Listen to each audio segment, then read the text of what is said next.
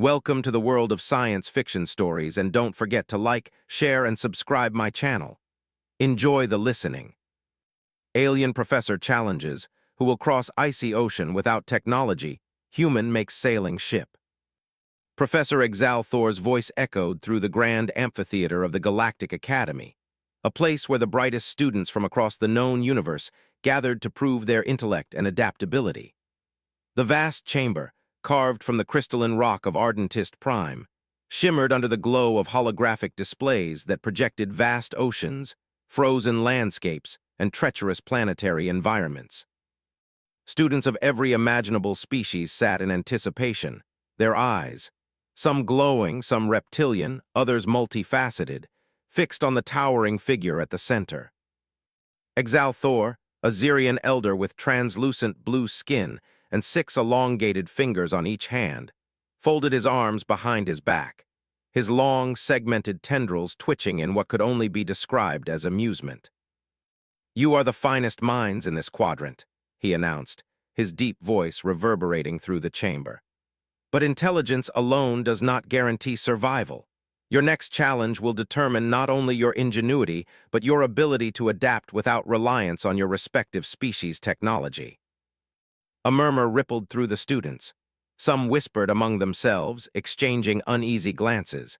The Galactic Academy was known for its rigorous tests, but few had ever been forced into true survival scenarios. Thor gestured with one fluid motion, and the holographic projection of a frozen wasteland materialized above him. "This is the icy ocean of Zar 9, a treacherous expanse of water so cold that most species will perish within minutes of direct exposure. Winds strong enough to tear flesh from bone, ice sheets shifting unpredictably, and below the surface, creatures evolve to hunt in absolute darkness." He let the words sink in before continuing. "Your task is simple: cross the ocean and reach the other side. You may not use advanced technology or personal enhancements.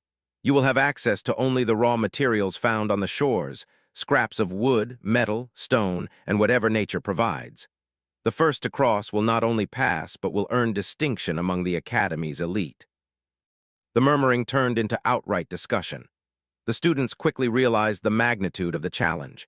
Many species relied on their natural abilities, telekinesis, biothermal adaptation, enhanced strength, but without their usual tools and enhancements, the task seemed nearly impossible.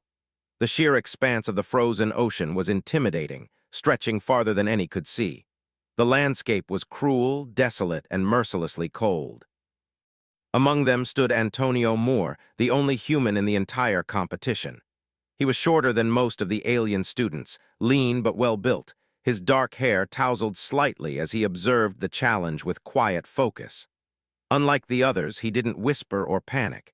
He simply studied the projection, his mind already working through the problem. The transport shuttles took them to the planet within the hour. As the students disembarked onto the harsh terrain, the cold cut through even their Academy-issued survival suits. The sky was a dull, lifeless gray, the wind howling relentlessly across the barren expanse. Ice stretched as far as the eye could see, with jagged formations rising like frozen monoliths. The ocean itself was a churning, merciless void, black and abyssal, the ice flows shifting unpredictably as if alive. The students wasted no time. Some immediately set off, attempting to leap from ice floe to ice floe. A reptilian cron, whose thick scales were usually an asset, found them brittle and fragile under the freezing conditions.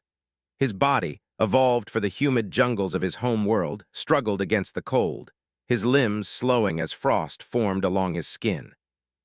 Ashari, one of the Avan species, attempted to fly, his long membranous wings stretching out as he pushed against the wind. The air currents, however, were too violent. A sudden gust sent him tumbling, crashing hard onto an unstable ice shelf. He barely managed to scramble back before the sheet cracked and disappeared into the abyss. Antonio watched. He noted every failure, every miscalculation. Others struggled because they underestimated the landscape, treating it as an obstacle rather than something to be understood. He knelt, brushing his gloved fingers against the ice, feeling its texture, its strength. He examined the wreckage along the shoreline, splintered wood, rusted metal, torn fabrics. The plan formed. While the others floundered, Antonio moved with quiet determination. He gathered wooden planks, sorting them by size. He salvaged metal fastenings, discarded cables, and anything that could be repurposed. He worked methodically, binding pieces together with strips of fabric, reinforcing the structure with ice itself, using the cold to harden and seal the joints. Hours passed. The wind screamed. The temperature continued to drop, and still he worked. Some of the other students had given up entirely, huddling against makeshift shelters, trying to conserve energy. Others still tried brute force, fighting against nature rather than working with it. By the time night fell, Antonio had constructed something none of them had expected. It wasn't a raft, nor a crude floating device. It was a sailing vessel. The students stared in disbelief. "That's not possible," one of them muttered, but it was. Antonio had not simply tried to survive, he had adapted. He studied the wind, the currents, the ice, and he built accordingly. The sail, fashioned from torn survival suits, caught the wind perfectly. The hull, reinforced with both wood and ice, was sturdy enough to withstand the brutal waves. He stood at the helm, testing the rudimentary steering mechanism. It held. One of the alien students, a towering figure with bioluminescent markings, stepped forward, eyes wide with disbelief. "You built that?" Antonio glanced at him, nodding. "Humans have been sailing for thousands of years." Others watched as he climbed aboard, adjusting the sail. He pushed off, the wind catching the fabric instantly, propelling him forward. The ice floes, which had been obstacles to the others, became stepping stones, guiding him across the treacherous waters. The students left behind could only watch as he disappeared into the icy horizon, the first to ever tame the frozen ocean. The wind roared over the frozen wasteland, its icy tendrils slithering through the jagged ice formations and cutting deep into the exposed skin of those who remained on the shore. Antonio had already disappeared beyond the horizon, his makeshift sailing vessel carried swiftly across the treacherous waters. The other students, left behind in varying states of exhaustion, frustration, and disbelief, were forced to reckon with their own failures. Akron, a hulking reptilian student named Vogger, clenched his claws into fists, his scaled hands stiffening from the cold. He had relied on brute strength his entire life, smashing through obstacles rather than finding ways around them. His people, natural warriors, prided themselves on endurance and physical superiority. But here, on this forsaken ice world, his strength meant nothing. His thick armored hide, so effective against weapons and extreme heat, offered no protection against the creeping frost that sapped his energy. He had tried to leap from one ice floe to another, thinking that his powerful legs would let him clear great distances. But the unstable surfaces cracked under his weight, sending him tumbling into the frigid water. The moment his body touched the liquid abyss, a sharp, paralyzing pain shot through him, locking his muscles and filling his lungs with a searing cold. If not for his rapid reflexes, he would have sunk beneath the ice. Now, shivering violently, he stood near the wreckage-strewn shore, watching the others with narrowed eyes. Exari, a slender, bird-like student named Kiss, had also suffered a bitter defeat. His kind were known for their superior aerial abilities, their wings adapted for both flight and gliding. He had believed he could navigate the stormy skis above the ice, leaping from one jagged peak to another like his ancestors had done on the high cliffs of his home world. But the air currents here were unlike anything he had ever faced. The moment he had spread his wings and lifted off the ground, a brutal gust had slammed into him, sending him spiraling out of control. He had barely managed to stabilize his descent before crashing into a frozen ridge, his wing membranes torn in several places. Now, nursing his injuries, he crouched near a makeshift fire built from broken planks and scraps of fabric.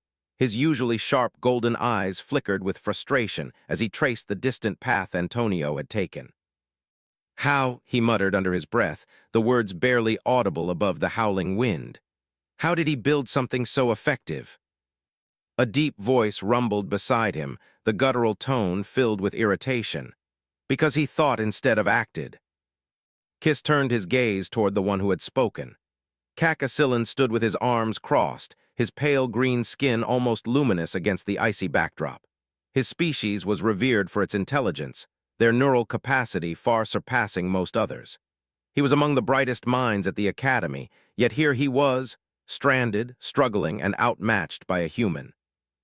Cac had attempted to calculate the ice flow patterns, using logic and physics to predict which pieces would remain stable and which would drift apart. But no matter how precise his calculations were, the environment refused to cooperate. The winds changed course unpredictably, the currents below shifted with no discernible pattern. Nature was not a controlled variable in an academic setting, it was chaos. Kiss exhaled sharply, his breath turning to frost in the air. You knew the conditions were unstable. Why didn't you build something like he did? Sack's jaw tightened, his elongated fingers flexing at his sides. Because I assumed the solution would be found in control rather than adaptation. The admission was bitter. He had spent years studying theories, mastering equations that governed the movement of celestial bodies, the gravitational pull of dying stars, the quantum mechanics of folded space. But all of that knowledge had failed him here. Meanwhile, Antonio, who had no superior intellect, no enhanced biology, had adapted. He had looked at the materials available, observed the wind, and created something so deceptively simple that it had stunned them all. Voger let out a growl, rubbing his arms in a futile attempt to restore warmth. Sitting here won't get us across. Kayla shot him an annoyed glance. And what do you propose? You nearly drowned the last time you tried brute force. Voger bared his sharp teeth, his muscles tensing. At least I tried something. Sack shook his head, already tired of the bickering. We're wasting time. If we don't move soon, the temperature will drop even further. We need to build something, anything, or we'll freeze before we even make an attempt. The three of them, despite their different strengths and temperaments, understood one thing. Antonio had exposed a fundamental flaw in their thinking. They had assumed their natural abilities would carry them through the challenge, but here on this world, instincts and raw power meant nothing. Strategy and creativity were the only things that mattered. The remaining students, scattered along the shore, began to take notice. Some still sat exhausted, unwilling to accept defeat. Others, though hesitant, started gathering materials, driven by the humiliating realization that the human had surpassed them all. Roger's eyes burned with determination. Fine, we build. Cirque gestured toward the scattered wreckage. Then we need a plan. Kiss narrowed his eyes at the distant horizon where Antonio had vanished. And we need to think like a human. The three exchanged glances, an unspoken understanding passing between them. None of them liked being outperformed. None of them wanted to lose. And if that meant setting aside their pride and embracing a method they didn't fully understand, then so be it. The race across the frozen ocean was far from over. The ocean stretched endlessly ahead, a vast, undulating expanse of deep black water interrupted only by shifting ice flows. The wind cut through the air in relentless bursts, sending spirals of frozen mist into the sky above. The planet's dim sun cast a weak, cold light, barely penetrating the heavy cloud cover. The air itself seemed thick with silence, except for the rhythmic creaking of wood and the occasional snap of ice breaking in the distance. Antonio stood at the helm of his vessel, his hands gripping the makeshift rudder he had fashioned from reinforced planks. The wind filled the patchwork sail, its fabric stitched together from survival suit remnants and rope salvaged from the wreckage on the shore.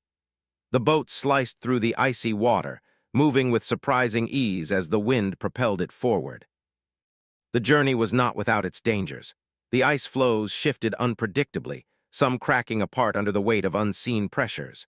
In the distance, the shadowy forms of immense sea creatures moved beneath the surface, their massive bodies sending ripples across the otherwise still water. Antonio had no way of knowing what lurked below, only that whatever lived in these depths had adapted to this extreme environment. If his vessel capsized, survival would be impossible.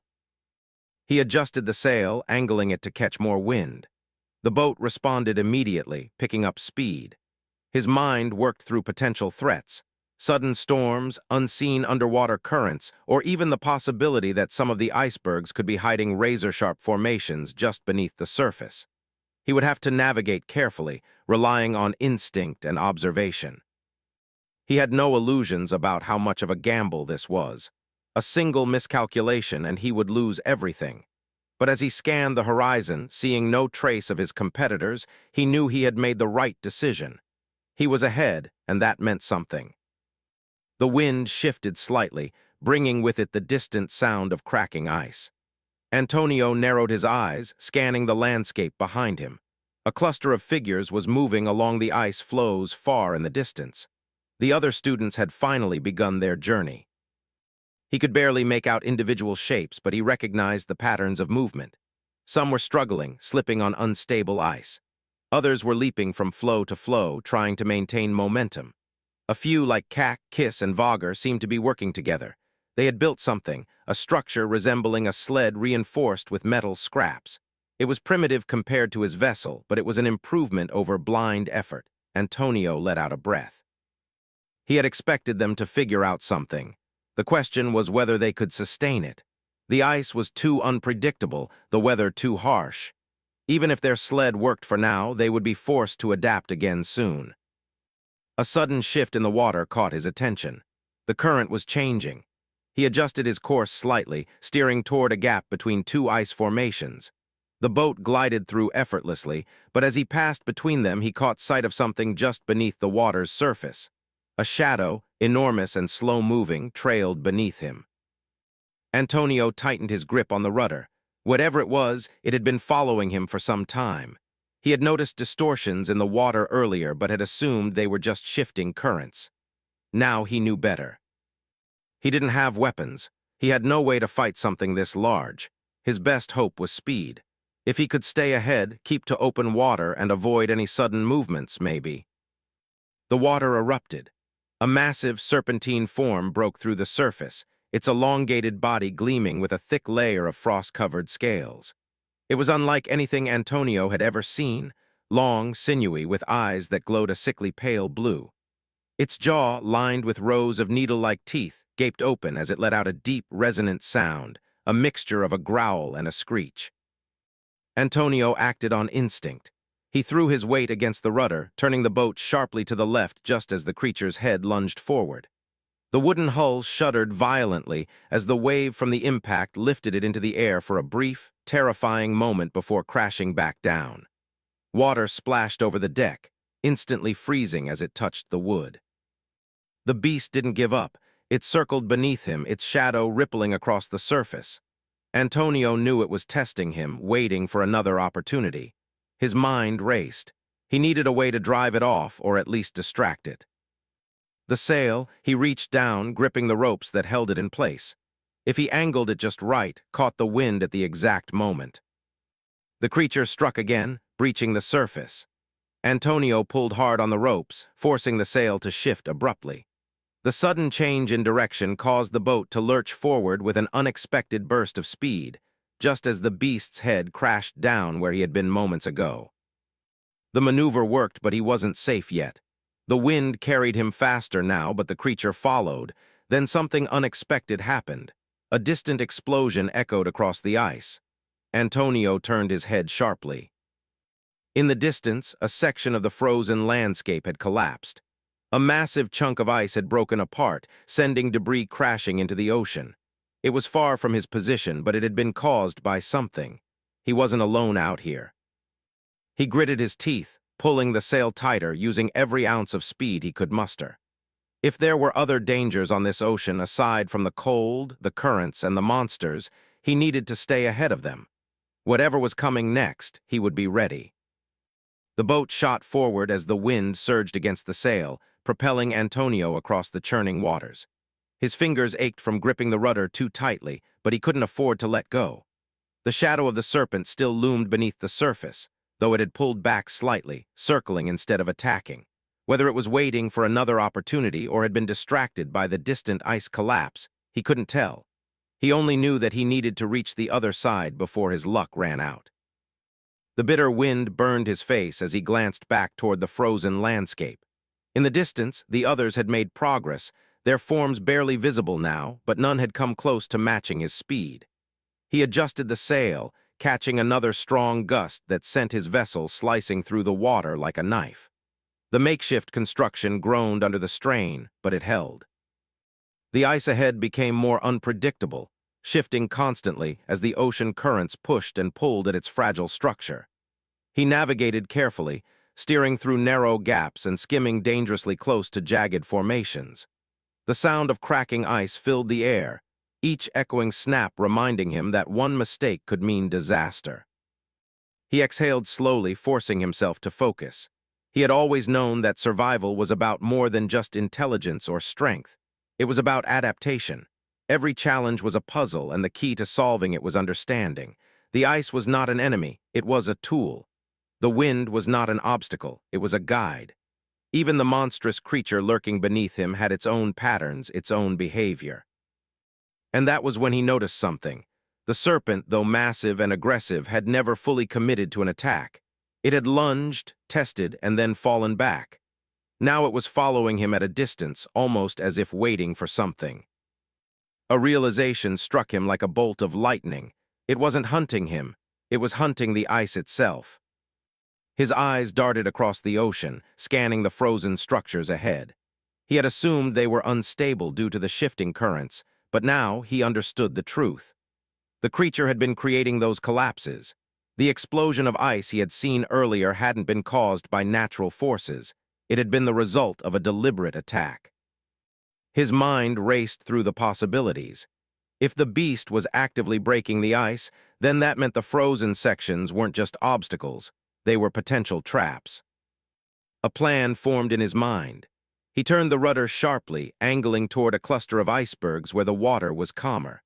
The wind fought against him, but he held firm, guiding his vessel into the narrow passage between two towering ice formations. The serpent followed. The water here was shallower, the icebergs more densely packed. Antonio maneuvered carefully, weaving through the maze of frozen spires, forcing the creature to navigate the tight spaces behind him. It hesitated for the first time, its massive body struggling to twist and turn within the confined area. Then Antonio made his move. He reached for the ropes securing the sail and loosened them. The sudden shift caused the boat to slow dramatically, almost as if it had stalled. To the predator, it must have looked like an opportunity, a final desperate mistake. The serpent lunged. At the last possible second, Antonio jerked the rudder hard to the right, spinning the boat away just as the massive head of the beast slammed into the ice. A deafening crack split the air. The force of the impact sent a chain reaction through the surrounding formations, causing the entire cluster of icebergs to collapse inward. Shards of frozen rock tumbled into the water, trapping the serpent as it thrashed violently, trying to break free. Antonio didn't wait to see if it succeeded. He tightened the sail once more, catching the next gust of wind and racing forward as the destruction unfolded behind him. The ocean opened up ahead, clear and unobstructed. He had outmaneuvered the predator, turned its own instincts against it, and now nothing stood between him and the shore. The land beyond the ice loomed closer, its rugged terrain rising above the freezing waters. He could see the designated finish point, the place where the challenge would end. His heart pounded in his chest, adrenaline coursing through his veins. He had done it. The realization settled in as the boat skidded onto the frozen beach, the impact jarring him slightly but leaving the vessel intact. He stumbled forward, his legs unsteady after so long at sea. The cold wind howled around him, but for the first time since he had set sail, he didn't feel it. He turned, gazing back at the vast expanse of the frozen ocean, where the last remnants of the ice collapse were settling. The others were still struggling far behind. Some had made progress, their makeshift vehicles barely holding together. Others had been forced to turn back, unable to overcome the brutal conditions. And Antonio stood alone at the finish. He had beaten them all, not with strength, not with power, but with understanding. A faint sound reached his ears, distant at first but growing steadily louder. Applause. He turned his head and saw a figure standing near the edge of the rocky outcrop. Professor Exal Thor. The elder alien's expression was unreadable, his translucent blue eyes reflecting the icy wasteland before him. But his hands, long and elegant, came together in slow, deliberate claps. Antonio exhaled, feeling the weight of the journey settle over him.